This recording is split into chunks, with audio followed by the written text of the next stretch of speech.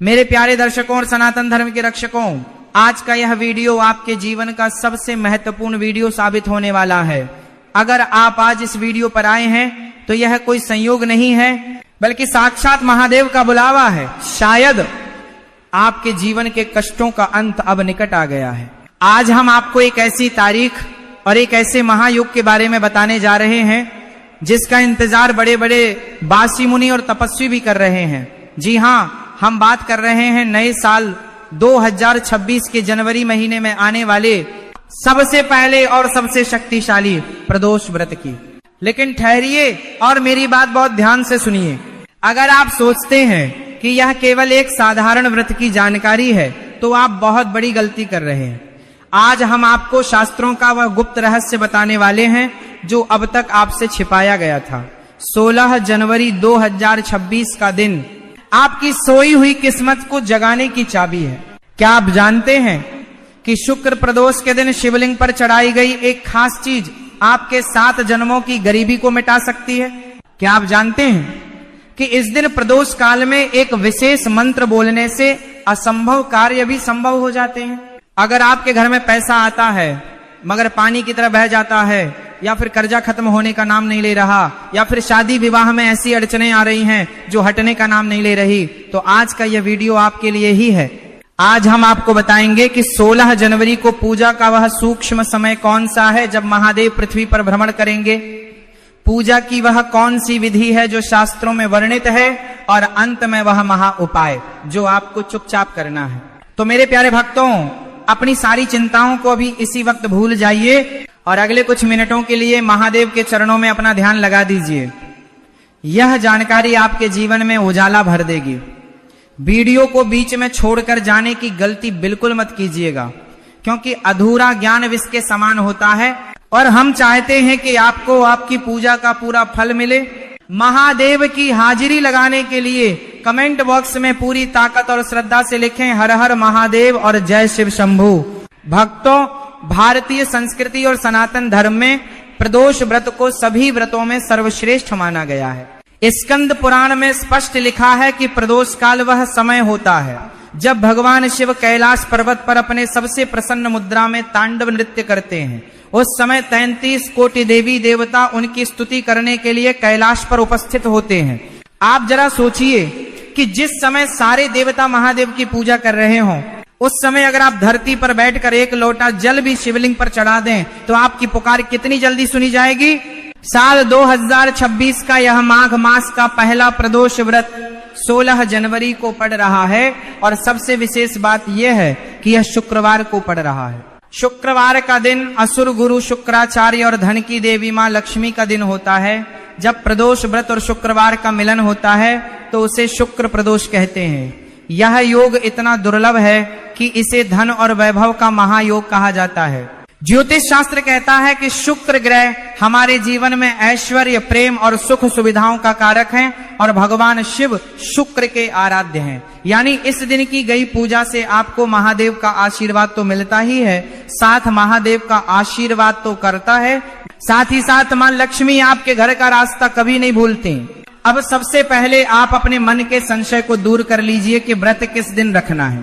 पंचांग की गणना के अनुसार माघ मास के कृष्ण पक्ष की त्रयोदशी तिथि 16 जनवरी 2026 को सुबह 4:10 से शुरू हो जाएगी, और यह तिथि अगले दिन यानी 17 जनवरी को सुबह 2:15 तक रहेगी। आगे चूंकि प्रदोष व्रत में शाम की पूजा का महत्व सबसे ज्यादा होता है, और 16 जनवरी को ही शाम के समय त्रयोदशी तिथि विद्यमान रहेगी, इसलिए प्रदोष का व्रत और पूजा 16 जनवरी शुक्रवार को ही की जाएगी। अब बात करते हैं उस सुनहरे समय की जिसे हम प्रदोष काल कहते हैं। 16 जनवरी को पूजा का सबसे शुभ मुहूर्त शाम 5:45 से शुरू होकर रात 8:25 तक रहेगा। यह वह समय है जब साक्षात शिव और शक्ति का मिलन होता है। कोशिश करें कि आप अपनी पूजा इसी समय के दौरान संपन्न करें ताकि आपकी प्रार्थना सीधे ईश्वर तक पहुंचे। चलिए अब विस्तार से जानते हैं कि आपको सुबह से लेकर शाम तक क्या करना है और पूजा की संपूर्ण विधि क्या है। 16 जनवरी की सुबह आपको ब्रह्म मुहूर्त में उठना है। हो सके तो सूर्योदय से पहले बिस्तर छोड़ दें। उठते ही सबसे पहले अपनी हथेलियों के दर्शन करें और धरती माता को प्रणाम करें। इसके बाद स्नान आदि से निवृत्त होकर स्वच्छ वस्त्र धारण करें। शुक्र प्रदोष के दिन रंगों का बहुत महत्व है। इस दिन आप सफेद, गुलाबी या हल्के रंग के कपड़े पहने।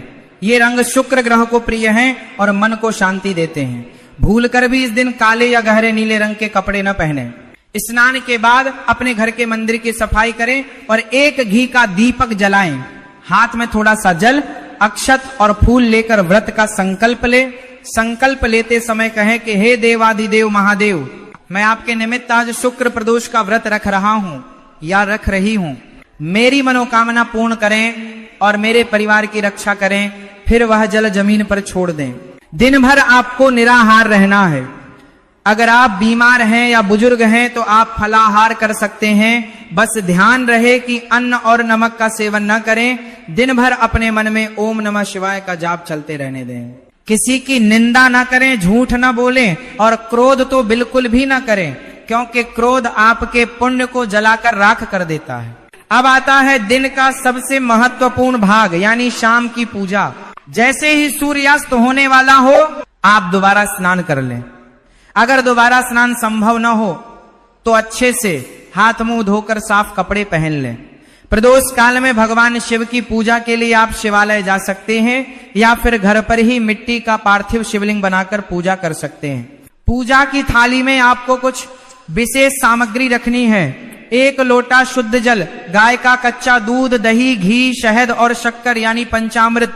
इसके अलावा सफेद चंदन, अक्षत यानी बिना टूटे हुए चावल, सफेद फूल, बेलपत्र, धतूरा, भांग, शमी के पत्ते और दीपक। सबसे पहले भगवान गणेश का ध्यान करें क्योंकि वे प्रथम पूज्य हैं। इसके बाद नंदी महाराज को प्रणाम करें और फिर महादेव का अभिषेक शुरू करें। सबसे पहले जल चढ़ाएं, फिर पंचामृत से स्नान कराएं और अंत में फिर से शुद्ध जल चढ़ाएं। अभिषेक करते समय महामृत्युंजय मंत्र या ओम नमः शिवाय का जाप करते रहें। अब भगवान को सफेद चंदन का तिलक लगाएं, अक्षत अर्पित करें, सफेद फूल चढ़ाएं। बेल पत्र चढ़ाते समय ध्यान रखें कि बेल पत्र कहीं से भी कटा फटा न हो और उसका चिकना वाला हिस्सा शिवलिंग को स्पर्श करना चाहिए। बेल पत्र की डंडी में जो गांठ होती है उसे तोड़कर ही चढ़ाएं। अब मैं आपको वह गुप्त उपाय बताने जा रहा हूं जिसके लिए आप इतनी देर से इंतजार कर रहे हैं। यह उपाय आपके जीवन की दशा और दिशा दोनों बदल देगा। बहुत ध्यान से सुनिएगा। शुक्र प्रदोष के दिन शुक्र ग्रह को मजबूत करने और मां लक्ष्मी को प्रसन्न करने के लिए आपको शिवलिंग पर एक खास तरह का अर्घ्य देना है। इसके लिए आपको एक लोटे में जल लेना है और उसमें थोड़ा सा कच्चा दूध मिलाना है। अब इसमें थोड़े से सफेद चावल डालें अब और एक सफेद फूल डालें। अगर आपके पास चांदी का कोई छोटा सा सिक्का या टुकड़ा हो तो उसे भी लोटे में डाल लें।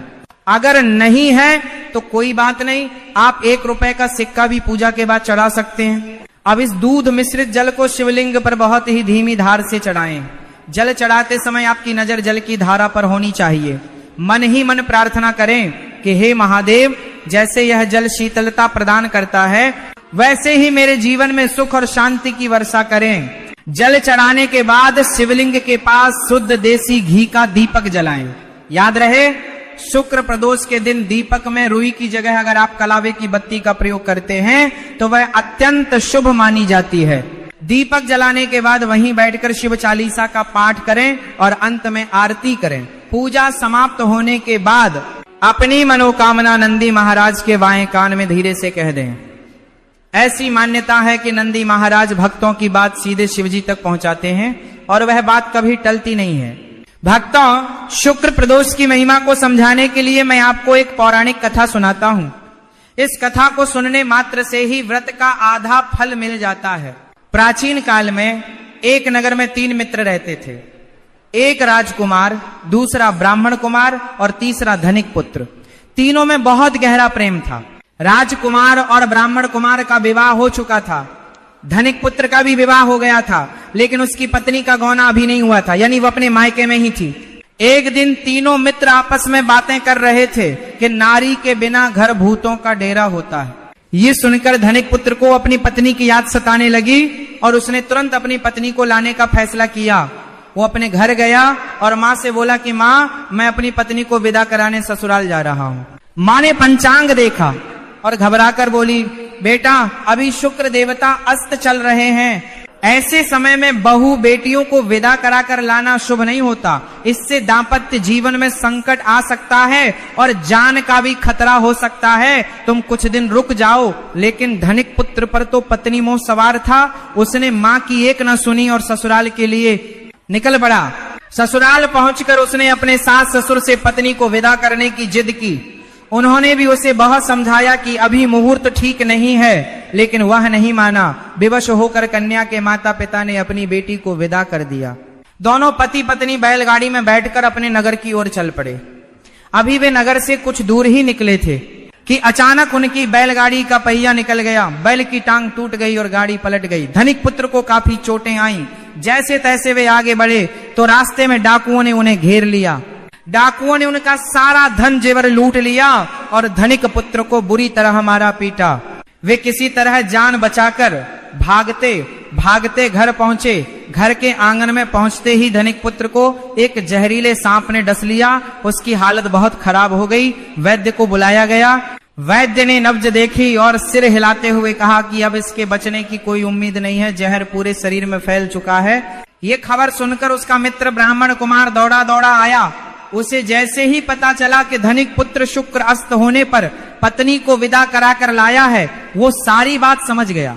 उसने धनिक पुत्र के माता पिता से कहा कि यह सब शुक्र देव के कोप के कारण हो रहा है, आप लोग घबराएं नहीं। आज शुक्र प्रदोष का पावन दिन है। आप लोग अभी इसी वक्त भगवान शिव की शरण में जाएं और शुक्र प्रदोष व्रत का संकल्प लें।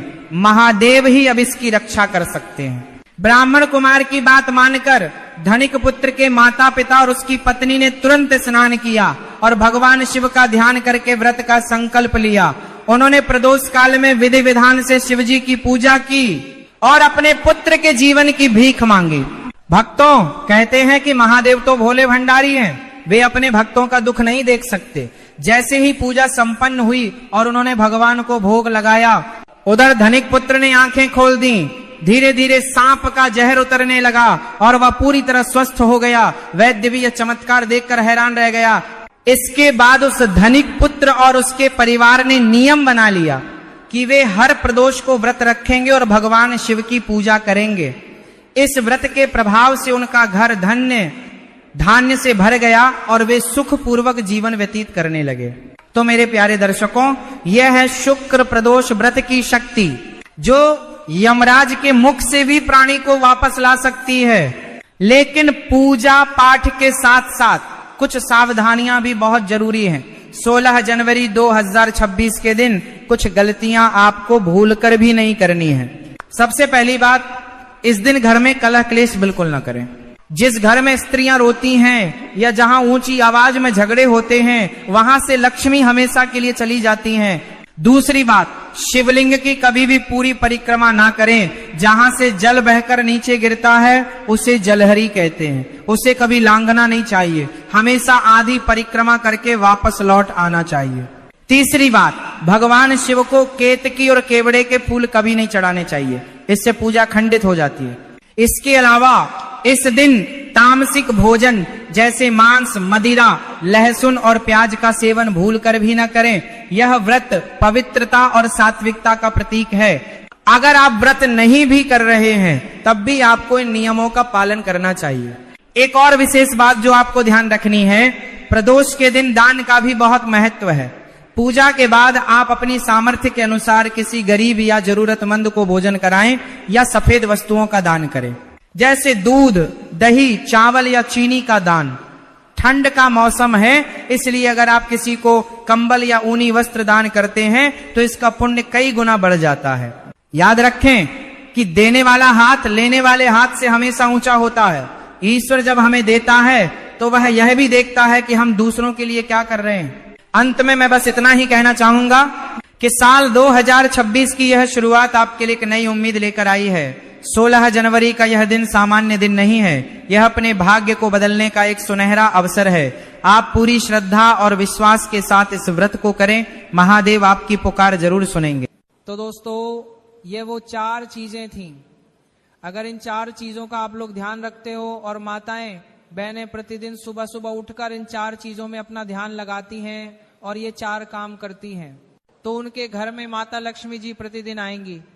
क्योंकि माता लक्ष्मी जी सुबह सुबह प्रतिदिन ब्रह्म मुहूर्त में पूरी पृथ्वी पर भ्रमण के लिए निकलती हैं, और जिस घर में ये 4 काम उन्हें दिखते हैं उस घर में वह बिल्कुल उसी वक्त प्रवेश कर जाती हैं, है ना। और जब वह सुबह सुबह आपके घर में प्रवेश कर जाएंगी तो सुबह से ही आपके घर में बहुत अच्छे अच्छे कार्य होना शुरू होंगे, सब कुछ अच्छा अच्छा होगा। आपके घर से धीरे धीरे कर्जा समाप्त हो जाएगा।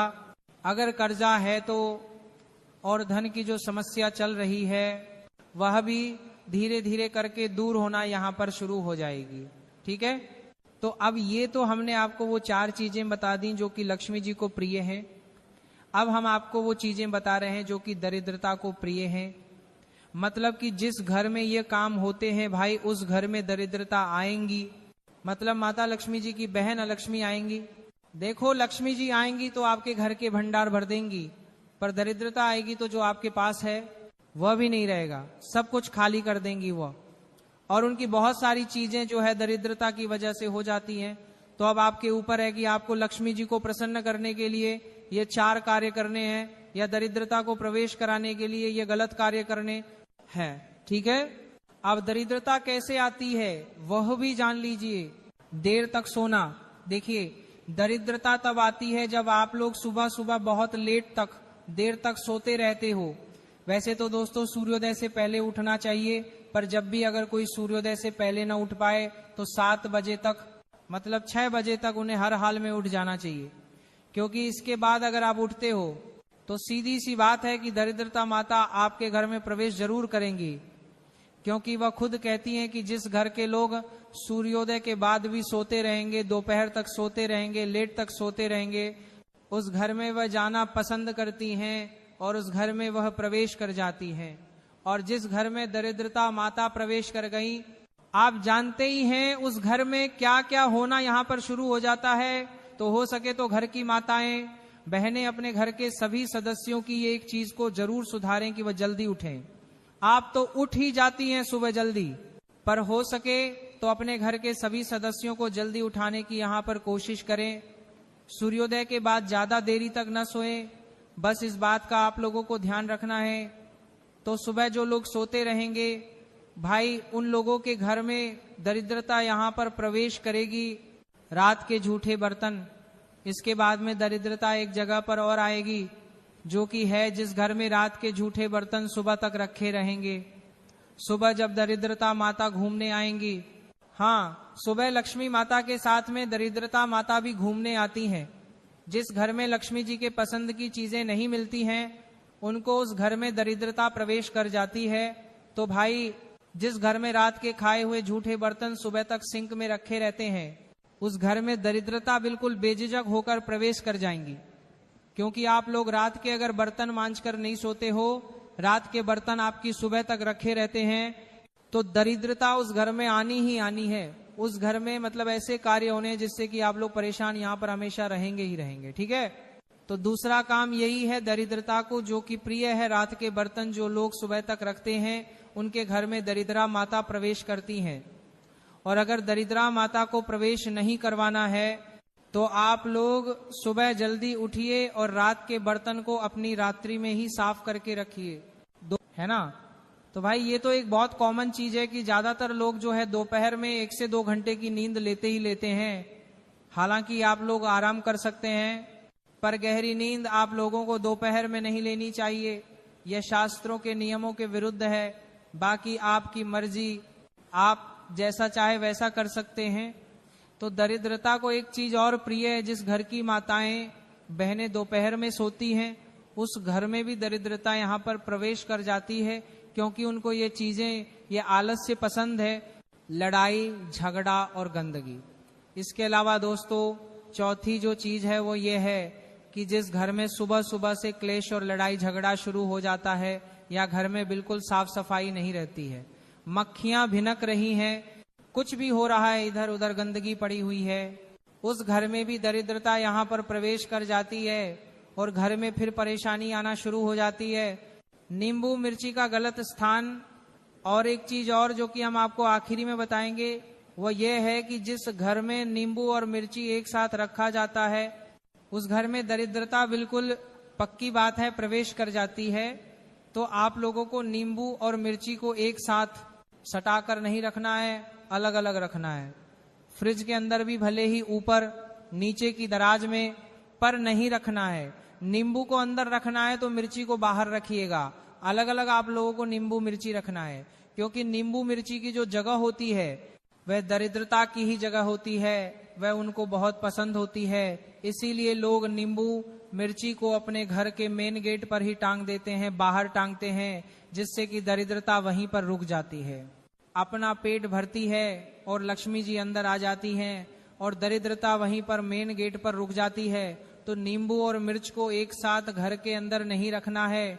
तो दोस्तों, ये वो चीजें थी जो कि अगर आप लोग जिनका ध्यान रखते हो, जिन नियमों का पालन करना शुरू कर देते हो, तो आपके घर में माता लक्ष्मी जी आ जाएंगी।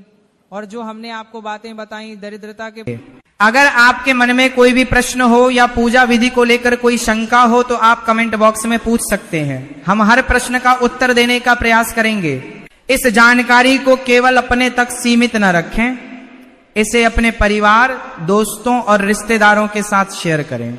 हम ईश्वर से प्रार्थना करते हैं कि आपका घर हमेशा खुशियों से भरा रहे, आपके जीवन से सारे कष्ट दूर हो जाएं और आप दिन दुगुनी रात चौगुनी तरक्की करें। इसी मंगल का